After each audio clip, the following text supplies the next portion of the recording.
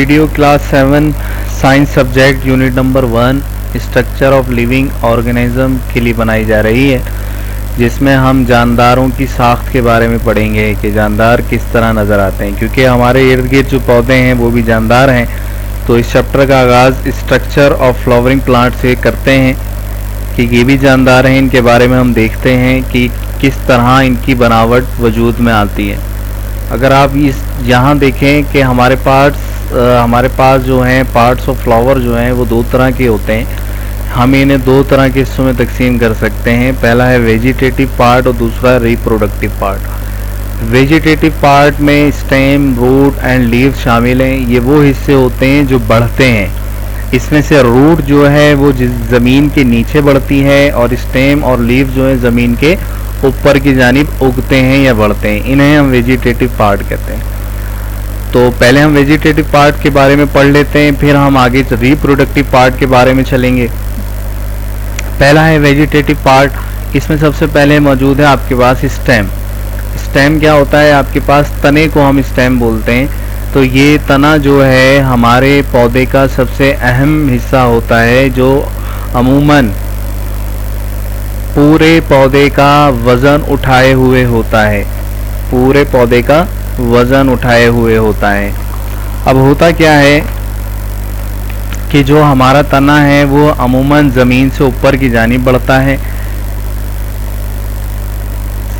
लेकिन कुछ पौधों में ऐसा नहीं होता, वो ज़मीन की सिमत में बढ़ते हैं। यानी आपने अपने आसपास देखा होगा कि कुछ पौधे जो हैं वो ऊपर आसमान की जानिब बढ़ते हैं, ठीक है। लेकिन आप घर में कुछ बेल वगैरह लगाते हैं जिन्हें किसी सहारे की ज़रूरत होती है। आप उन्हें जिस तरह का सहारा फराहम कर देते हैं वो उस तरह बढ़ना शुरू हो जाते हैं। अगर उन्हें कोई सहारा ना मिले तो वो ज़मीन पे बढ़ना शुरू करते हैं।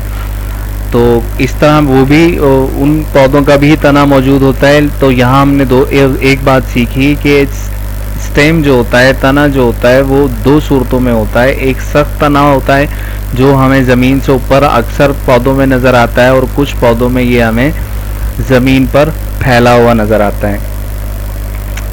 तने पर अमूमन हमें क्या नज़र आते हैं? पत्ते और फूल नज़र आते हैं या फल नज़र आते हैं। अच्छा, अब आप यहाँ देखें कि ये हमारे पास एक डायग्राम है जो ये हाईलाइट हुई है। इसमें ये हम अगर इसकी तने की बात करें या ये वाली डायग्राम देखें जिसमें ब्राउनिश आपको एरिया नज़र आ रहा है, ये तना हमें अमूमन पौधों का इसी तरह नज़र आता है।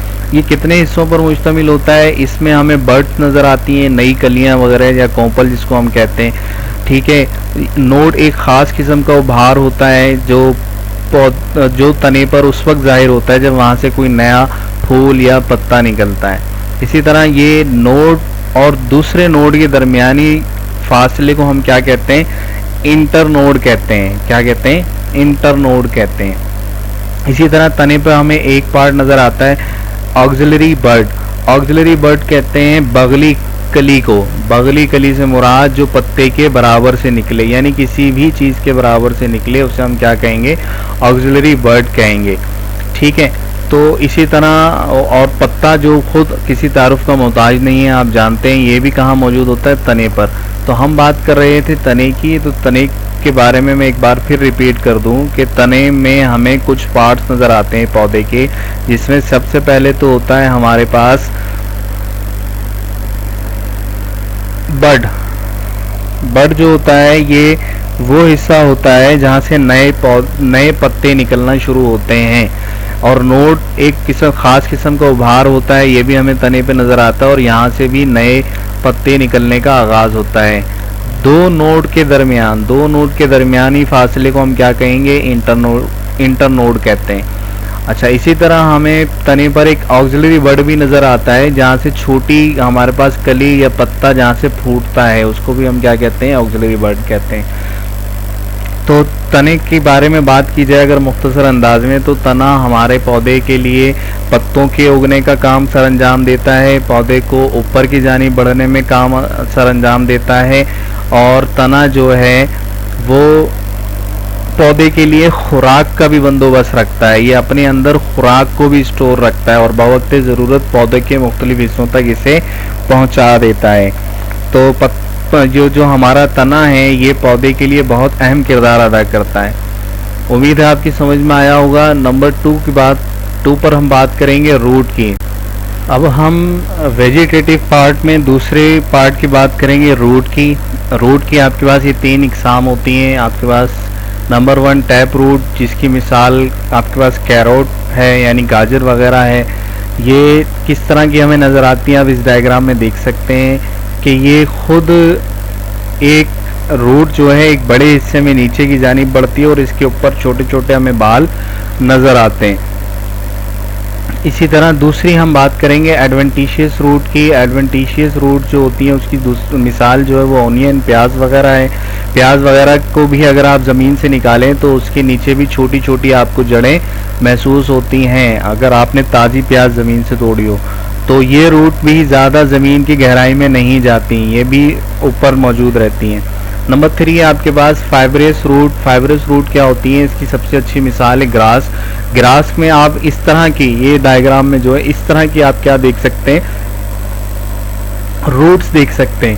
آپ کسی بھی پارک میں بیٹھ کے جب گھاس کو ایک جھٹکے سے کھینچتے ہیں تو اس کے نیچے جو آپ کو اس طرح کی جڑیں نظر آتی ہیں وہ فائبرس روٹ کہلاتی ہیں، یعنی بال نما جڑیں کہلاتی ہیں.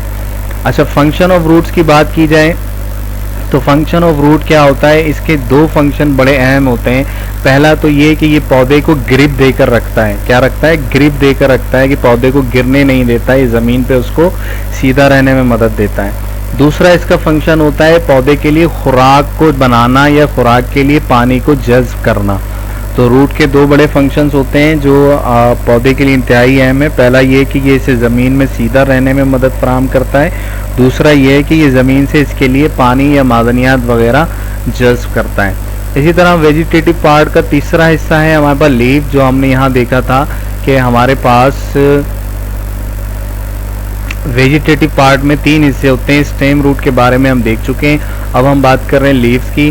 تو لیوز جو ہوتے ہیں ہمارے پاس وہ اس طرح کے نظر آتے ہیں ہمیں کسی بھی پودے پر. اب آپ یہاں غور کریں تو دیکھیں بڑی ڈیپلی یہاں اس کو ایکسپلین کیا گیا ہے کہ اگر یہ کسی پودے کا اسٹیم ہے، تنا ہے، تو جہاں سے یہ پتا اگنا شروع ہوا، جو ہم نے اوپر ڈائیگرامس میں بھی بات کی، جو ہم نے یہاں بھی بات کی نا نوڈ کی، تو وہ بھی یہاں دیکھیں ایکسپلین کیا جا رہا ہے کہ یہ پوائنٹ نوڈ ہے. ٹھیک ہے، اور جو ایک ڈنٹل ہوتا ہے اس پتے کا، یعنی پتے کے نیچے جو حصہ موجود ہوتا ہے پتے کے آخر میں اور تنے سے شروع میں جو حصہ ہوتا ہے اس کو ہم پیٹوائل کہتے ہیں. ٹھیک ہے، اسی طرح اب پتے کے اوپر ہمیں کیا نظر آتا ہے؟ چھوٹے چھوٹے اسٹومیٹا نظر آتے ہیں، چھوٹے چھوٹے سوراخ نظر آتے ہیں. اگر آپ اس ڈائیگرام کو زوم کریں تو مے بی پاسبل یہاں آپ کو وہ چھوٹے سوراخ نظر آئیں. دیکھیں ہم بات کر رہے ہیں لیف کی، تو لیف پہ ہمیں لیف اس طرح کا نظر آتا ہے. نوڈ وہ پوائنٹ ہوتا ہے جہاں سے پتا جڑا ہوا ہوتا ہے تنے کے ساتھ. ٹھیک ہے، اور جو ڈنٹل یا یہ ڈنڈی جڑی ہوتی ہے پتے سے اس کو ہم پیٹوائل کہتے ہیں. ٹھیک ہے، اسی طرح اب جو پتے کے چوڑا حصہ یعنی پتے کی آؤٹر لائن جو ہوتی ہے یا گرین حصہ جو ہوتا ہے اس کو ہم لیف لیمینا کہتے ہیں. لیف لیمینا کہتے ہیں. اسی طرح آپ اب یہ دیکھیں پتے کی جو سینٹر والی لائن ہے، یہ جس پر میں ماؤس اپنا چلا رہا ہوں، یہ والی جو لائن ہے یہ آپ کی کہلاتی ہے مڈ رب. جس طرح ہمارے جسم میں بیک بون ہوتی ہے، یہ پتے کی مڈ رب ہوتی ہے، یعنی ایک طرح کی پتے کی ریڑھ کی ہڈی ہوتی ہے. اچھا، اسی کے ذریعے کیا ہے پودا اپنی خوراک کو بناتا ہے اور فوٹو سائنتھیسس کا عمل سر انجام دیتا ہے. وہ کیسے ہوتا ہے کہ یہ جو ایریا ہے، جو یہ چکنا ایریا جو ہے، جو یہاں آپ کو پارٹ نظر آ رہا ہے ان 2 مڈ ربس کے درمیان، یہ آپ کے ان میں چھوٹے چھوٹے سوراخ موجود ہوتے ہیں، نسیں موجود ہوتی ہیں، وہ جڑی ہوتی ہیں مڈ رب سے، اور مڈ رب جڑا ہوتا ہے اسٹیم سے. تو یہاں سے کیا ہے کہ پودا کے یہ پتے اپنے لیے خوراک بنانے کا سلسلہ جاری رکھتے ہیں اور خوراک ٹرانسفر کرتے ہیں. پتوں سے جو روشنی سورج کے ذریعے پڑتی ہے ان پر گرمی پیدا ہوتی ہے اور وہ گرمی یہاں سے ٹرانسفر کرتے ہیں اسٹیم کو، اور اسٹیم سے اوپر آنے والا پانی انہی نسوں کے ذریعے پتوں تک پہنچتا ہے اور یہ اس ٹپ کی مدد سے آگے کی جانب پھیلتے رہتے ہیں، بڑھتے رہتے ہیں. تو ہم نے ویجیٹیٹو پارٹس دیکھ لیے جو کہ 3 ہوتے ہیں. ہم نے دیکھا اوپر اسٹیم، روٹ اور لیف. ٹھیک ہے، اب مزید ہم انشاءاللہ اگلی ویڈیو میں ریپروڈکٹیو پارٹ کے بارے میں بات کریں گے.